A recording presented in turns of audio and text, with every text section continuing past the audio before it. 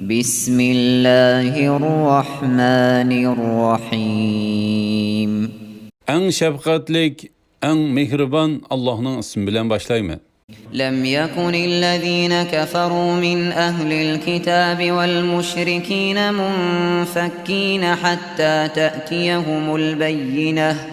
Ehli kitaptın, yani Yahudiler ve Nasaralardan kafir boğanlar ve müşrikler özlerine roşen delil kelgenge kadar küfrüden ayrılgıcı olmadı.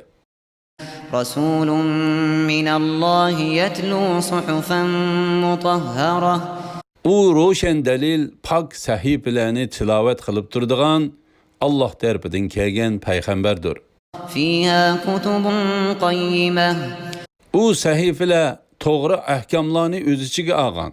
وما تفرق الذين أوتوا الكتاب إلا من بعد ما جاءتهم البينة. Kitap verilgenler, yani Yahudiler ve Nasaralar fakat özlerine roşen delil kelgenden keyinla ihtilaf kılıştı. وما أمروا إلا ليعبدوا الله مخلصين له الدين حنفاء ويقيموا الصلاة ويؤتوا الزكاة وذلك دين القيمة. Ular fakat ibadetini Allah'a halis kıygan, hak dinine itiqad kıygan alda, yalğız Allah'a ibadet kılışkı buyuruldu. Namazını ada kılışka, zakatını berişki buyuruldu.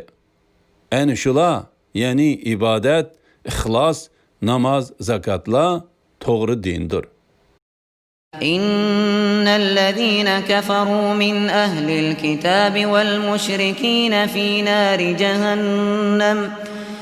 نار جهنم خالدين فيها أولئك هم شر البرية.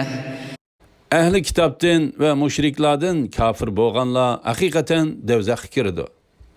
Devzakta mengü kalıdı. En şula mahlukatının yamınıdır. إن الذين آمنوا وعملوا الصالحات أولئك هم خير البرية. İman etkan ve yaxşı əməllərini qıyğanlar en şula mahlukatının yaxşısıdır.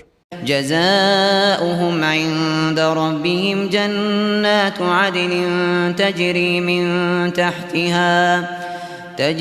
من تحتها الأنهار خالدين فيها أبدا رضي الله عنهم ورضوا عنه ذلك لمن خشي ربه.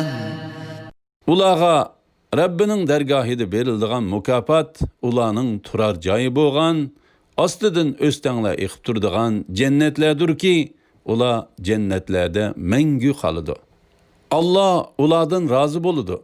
Ulamı Allah'tan razı boludu. Bununla Rabbidin korkan adam erişidi.